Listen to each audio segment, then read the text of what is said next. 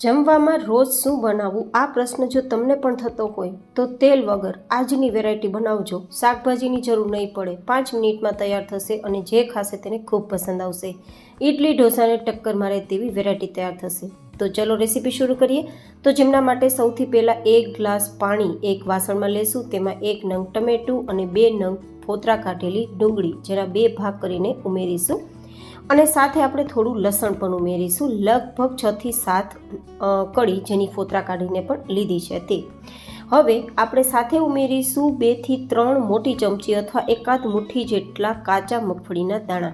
સૂકા મરચાં જે 3 થી 4 નંગ જેટલા છે તે ઉમેરીશું. હવે આ બધી સામગ્રીને થોડી સોફ્ટ કરવાની છે, તો આપણે થોડીવાર માટે તેને બોઇલ કરીશું તો એકદમ સરસ સોફ્ટ થઈ જશે. ઢાંકી દઈશું, ગેસની ફ્લેમ મીડિયમ રાખીશું. ગાઈઝ, આ બધી સામગ્રી એવી છે કે ઘરમાં તમને આરામથી મળી જાય, જેથી ઘરમાં કોઈ શાક ના હોય, જમવાનું શું બનાવવું તેવો પ્રશ્ન હોય તો આ વાનગી બનાવજો, ખૂબ પસંદ આવવાની છે અને ફટાફટ બનશે, તેલ વગર તૈયાર થશે. હવે આપણે તે ઉકળે છે ત્યાં સુધીમાં એક બેટર તૈયાર કરી લઈશું. તો જેમના માટે 1 કપ જેટલો હું ચોખાનો લોટ લઉં છું. અહીંયા મેં ઘરે જ ચોખાને મિક્સરમાં લઈ અને પાવડર તૈયાર કર્યો છે. તો બહારના ચોખાનો પાવડર લેવાની કોઈ જરૂર નથી.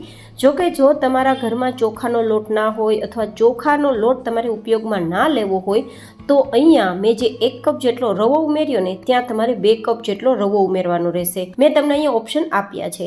હવે 1 નાની ચમચી જેટલું નમક ઉમેરીશું અને 1 કપ જેટલું દહીં ઉમેરીશું. હવે જો તમારી પાસે દહીં ના હોય તો તમે છાશનો ઉપયોગ કરી શકો છો, અથવા તો છાશ દહીં બંનેમાંથી કંઈ ના હોય તો ગરમ પાણીનો ઉપયોગ પણ કરી શકો છો. પણ સાથે તેમાં અડધું લીંબુ પણ નીચોવાનું રહેશે, જેથી આપણું દહીં જે ફર્મેન્ટેશનનું કામ આપશે તેવું જ પાણી પણ આપણું ફર્મેન્ટેશનનું કામ આપશે. હવે આ રીતે સરસ મજાનું બધું મિક્સ કરવાનું છે અને જરૂર લાગે તેમ પાણી ઉમેરવાનું છે. તો આપણે લગભગ 1 કપ દહીં અને 1 કપ જેટલું પાણી અત્યારે ઉમેર્યું છે, પણ હજુ જેમ જરૂર લાગશે તેમ તેમ આપણે ઉમેરતા જશું અને મિક્સ કરતા જશું. અને જેવી ઢોસાની કે પછી ઇડલીની કન્સિસ્ટન્સી હોય ને તેવું આપણું બેટર તૈયાર કરીશું. હવે આ બેટરને થોડીવાર માટે સાઈડમાં રાખી દઈશું, 10-15 મિનિટ માટે, જેથી રવો અને ચોખાનો દાણો ફૂલી જાય. ત્યાં સુધીમાં આપણે જોઈએ ને તો આપણા જે ટમેટાં છે, મરચાં છે, દાણા છે, બધું સરસ સોફ્ટ થઈ ગયું હશે. આ રીતે એકવાર ચેક કરી લેવાનું. જો એકદમ સરસ સોફ્ટ થઈ ગયું હોય તો ગેસની ફ્લેમ બંધ કરી દેવાની છે અને આ બધી સામગ્રીને પરફેક્ટ ઠંડી કરવા માટે નીચે લઈને સાઈડમાં રાખી દેવાની છે. એ ઠંડુ થાય ત્યાં સુધીમાં એક બીજી ચટણી તૈયાર કરવા માટે મિક્સર જારમાં 2 થી 3 નંગ જેટલા મરચાંના ટુકડા અથવા તીખાસ પ્રમાણે અને 1 ચમચી જેટલા આદુના ટુકડા. સાથે ઉમેરીશું 1/4 કપ જેટલું નારિયેળનું ટોપરાનું છીણ જેને કહી શકો તે. હવે અહીંયા 1/4 કપ જેટલા કાચા મગફળીના દાણા લેશું અને સાથે આપણે લેશું લગભગ 2 ચમચી જેટલું દહીં, અડધી નાની ચમચી જેટલું નમક અને થોડા લીલા ધાણા ઉમેરી દઈશું.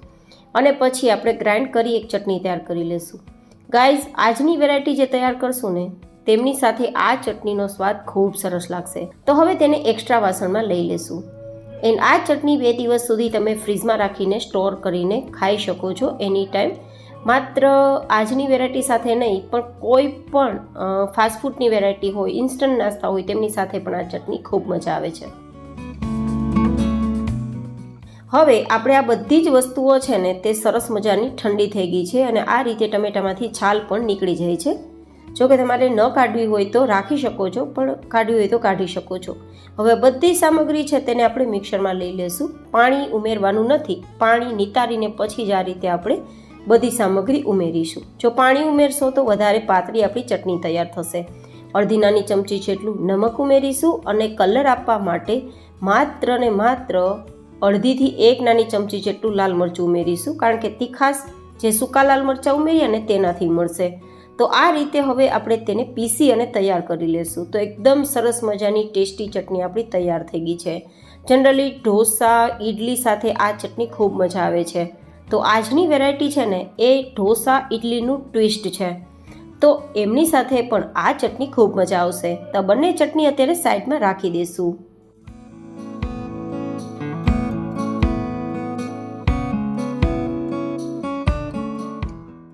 પંદર મિનિટ જેવો સમય થઈ ગયો છે અને બેટર થોડું થીક થઈ ગયું છે.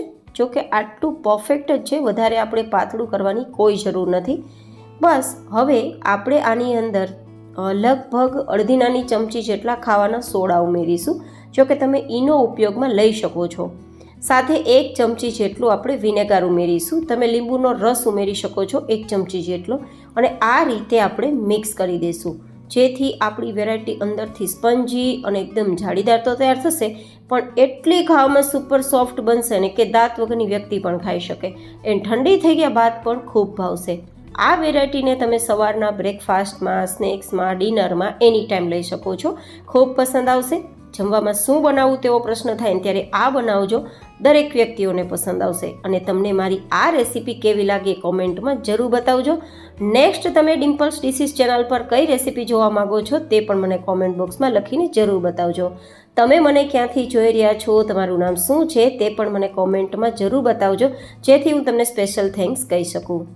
હવે આપણું આ બેટર છે તે તૈયાર છે. તો આ બેટરને આપણે તવા પર તૈયાર કરીશું. તો પહેલાં તો આપણે તવાને ગરમ કરીશું અને આ રીતે થોડું 1 ચમચો જેટલું બેટરને પાથરીશું. બહુ વધારે પાતળું નહીં, પણ હલકું હલકું આ રીતે પોર કરવાનું છે, થોડું થીક હોય તે રીતે. અને પછી એકદમ ધીમી ગેસની ફ્લેમ હોય ત્યાં આપણે ઢાંકીને 1 થી 2 મિનિટ માટે થવા દેવાનું છે.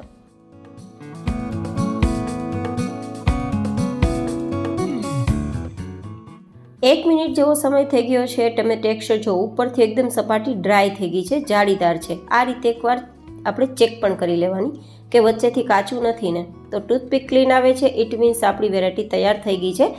આ વેરાયટી તમે જુઓ, માત્ર એક જ સાઈડ આપણે કૂક કરવાની હોય છે. આ વેરાયટીનું નામ અપ્પમ ઢોસા છે, જે સાઉથ ઇન્ડિયનની ફેમસ વેરાયટી છે અને ખૂબ પસંદ આવે છે. પણ આપણે થોડા ટ્વિસ્ટ સાથે તૈયાર કરેલી છે, જે કે ઇઝીલી અને ઇન્સ્ટન્ટ તૈયાર કરી શકીએ.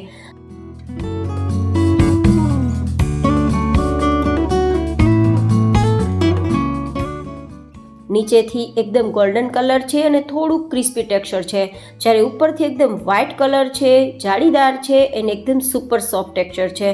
તો આ જે વેરાયટી છે ને એ 2 in 1 કહેવાય, સોફ્ટ કમ ક્રિસ્પી. તો એટલી ટેસ્ટી લાગશે કે આમાં તમને ઇડલી ઢોસા બંનેનો ટેસ્ટ મળવાનો છે.